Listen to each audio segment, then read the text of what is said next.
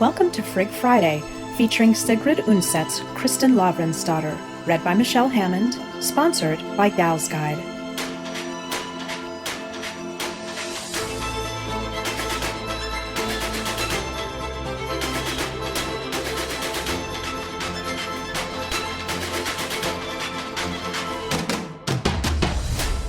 Kristin Lavransdatter by Sigrid Undset, winner of the Nobel Prize in Literature.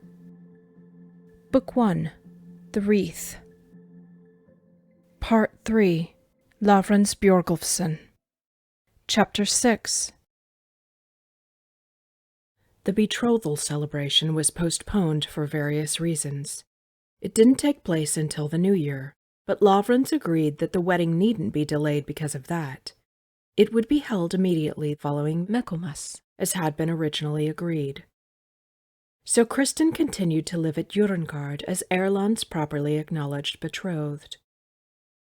Along with her mother, she went over the dowry that had been assembled for her, and strove to add even more to the piles of bed linen and clothing, for Lavrans wanted nothing to be spared now that he had given his daughter to the master of Huseby. Kristin was surprised that she didn't feel happier. But in spite of all the activity, there was no real joy at Jørundgaard. Her parents missed Ulfhild deeply, she knew that. But she also realized that this was not the only reason they were so silent and somber. They were kind to her, but when they spoke of her betrothed, she could see that they had to force themselves to do so, and they did it to please her and to be kind. They did not do it out of any desire to speak of Erland themselves. They were not any happier about the husband she had chosen now that they had come to know the man. Erland was also silent and reserved during the brief time he was at Jørundgaard for the betrothal celebration, and it could not have been any other way, thought Kristin. He knew that her father had only reluctantly given his consent. Even she and Erland had hardly exchanged more than a few words alone, and it had been awkward and strange for them to sit together in full view of everyone. They had had little to talk about because they had shared so many secrets. A slight fear began to stir inside her, faint and dim, but always present, that perhaps, in some way, it might be difficult for them when they were finally married, because they had been too close to each other in the beginning, and then had been separated for far too long. But she tried to push this thought aside. Erland was supposed to stay with them at Jørundgaard during Whitsuntide. He had asked Lavrans and Ronfrid whether they would have any objections if he came to visit, and Lavrans had hesitated a moment, but then replied that he would welcome his son-in-law. Erland could be assured of that. During Whitsuntide they would be able to take walks together, and they would talk as they had in the old days. Then it would surely go away, this shadow that had come between them during the long separation, when they had each struggled and borne everything alone. At Easter, Simon Andresen and his wife were at Formo. Kristin saw them in church. Simon's wife was standing quite close to her. She must be older than he is, thought Kristin, almost 30. Fru Hallfrid was short and delicate and thin, but she had an unusually lovely face. Even the pale brown color of her hair, which billowed from under her wimple, seemed so gentle, and her eyes were full of gentleness too. They were large and gray, with a sprinkling of tiny glints of gold. Every line of her face was fine and pure, but her complexion was a pale gray, and when she opened her mouth it was apparent that she did not have good teeth. She didn't look strong, and she was also said to be sickly. Kristin had heard that she had already miscarried several times. She wondered how Simon felt about this wife. The people from Jørundgaard and from Formo had greeted each other across the church hill several times, though they had not spoken.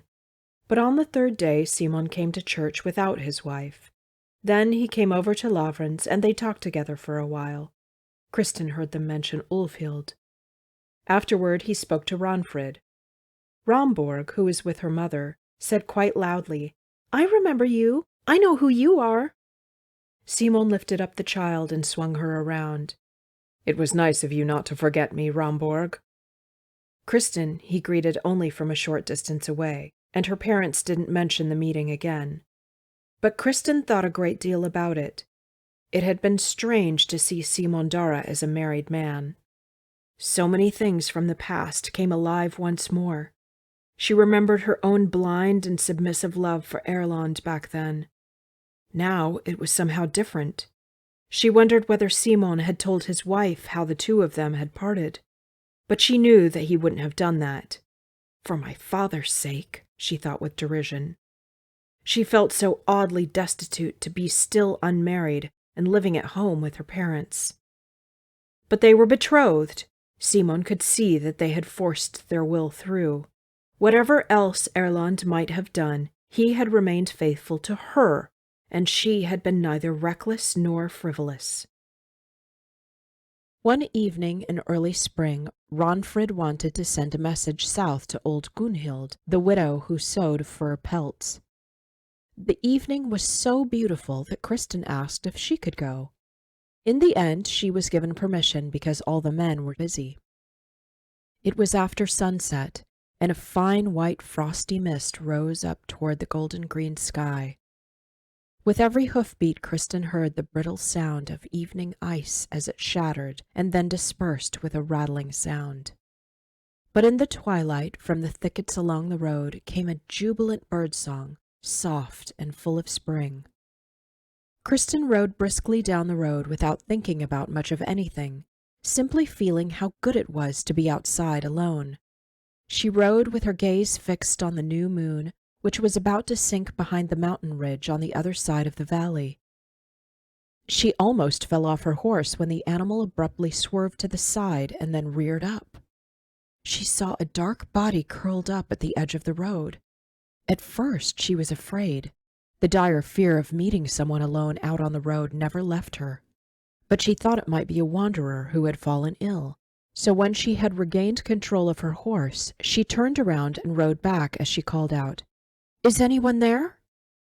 The bundles stirred a bit, and a voice said, "I think it must be you, Kristin Lavransdatter." "Brother Edvin?" she asked softly. She almost thought it was a phantom or some kind of deviltry that was trying to fool her. But she went over to him, and it was the old man after all, but he couldn't get up without help. "My dear father, are you out here wandering at this time of year?" she asked in astonishment. "Praise be to God for sending you this way tonight," said the monk. Kristin noticed that he was shivering all over. "I was on my way north to visit you, but I could go no farther tonight.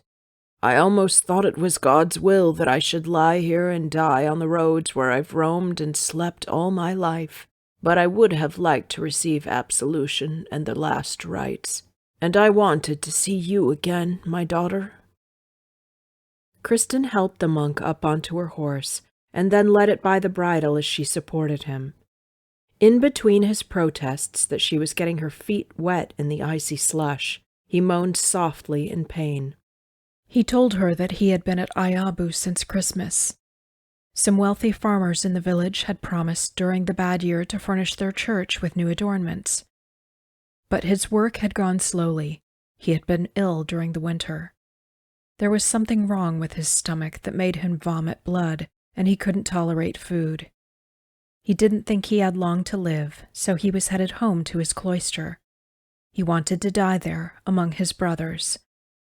But he had set his mind on coming north through the valley one last time, and so he had accompanied the monk from Hamar when he traveled north to become the new resident priest at the pilgrim hostel in Roldstad. From Fran he had gone on alone. "I heard that you were betrothed," he said, "to that man. And then I had such a yearning to see you. I felt so anguished that our meeting in the church at the cloister should be our last. It's been weighing so heavy on my heart, Kristin, that you had strayed from the path of peace." Kristin kissed the monk's hand and said, "I don't understand, Father, what I have done to deserve your willingness to show me such great love." The monk replied quietly, "I have often thought, Kristin, that if it had been possible for us to meet more often, you might have become my spiritual daughter. "Do you mean you would have guided me so that I turned my heart to the convent life?" asked Kristin. After a pause, she went on. "Sira Eirik impressed on me that if I couldn't win my father's consent to marry Erland, then I would have to enter a holy sisterhood and do penance for my sins."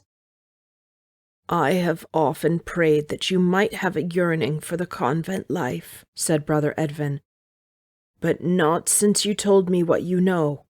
I wish that you could have come to God with your wreath, Kristin." When they reached Jørundgaard, Brother Edvin had to be carried inside and put to bed. They put him in the old winter house in the hearth room and made him as comfortable as they could. He was very ill, and Sira Eirik came and tended to him with medicaments for his body and soul. But the priest said that the old man was suffering from cancer and that he didn't have long to live. Brother Edvin himself thought that when he had regained some of his strength, he would head south again and try to make it back to his cloister. Sira Eirik told the others that he didn't believe this was likely. Everyone at Jørundgaard felt that great peace and joy had come to them with the monk. People went in and out of the hearth-room all day long, and it was never difficult to find someone willing to keep vigil over the sick man at night. They flocked around him, as many as could find the time to sit and listen when Sira Eirik came and read to the dying man from the holy books.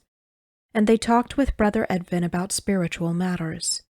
And even though much of what was said was vague and obscure, as was his manner of speaking, the people seemed to draw strength and comfort for their souls, because everyone could see that Brother Edvin was filled with his love for God.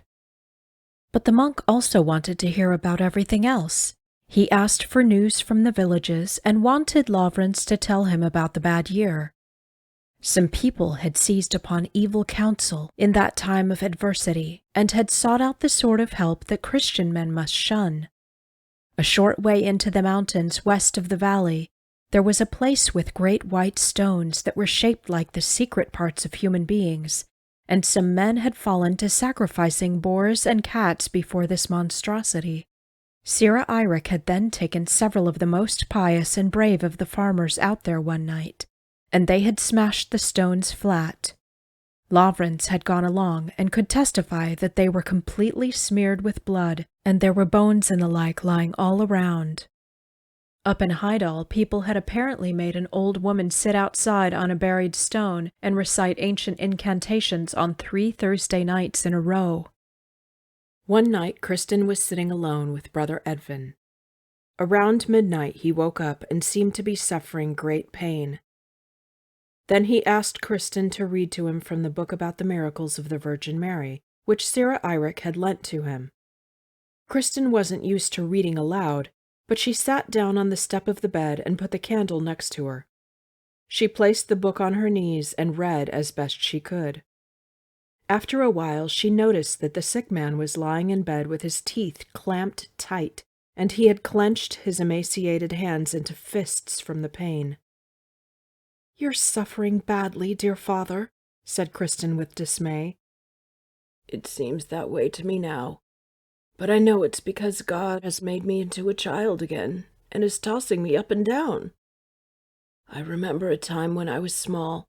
I was 4 winters old, and I ran away from home and headed into the forest. I got lost and was out there for many days and nights. My mother was with the people who found me, and when she lifted me up into her arms, I remember that she bit me on the back of the neck. I thought it was because she was angry with me, but later I understood otherwise. Now I'm longing for home, away from this forest. It is written, 'Forsake all things and follow me.' But there has been far too much here in this world that I didn't have the heart to forsake." "You, father?" said Kristin. "I've always heard everyone say that you were a model of pure living and poverty and humility."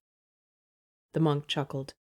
"Ah, young child, you probably think there's nothing else that entices in the world save sensual pleasure and wealth and power. I must tell you that these are small things that are found along the side of the road, But I have loved the roads themselves. It was not the small things of the world that I loved, but the entire world.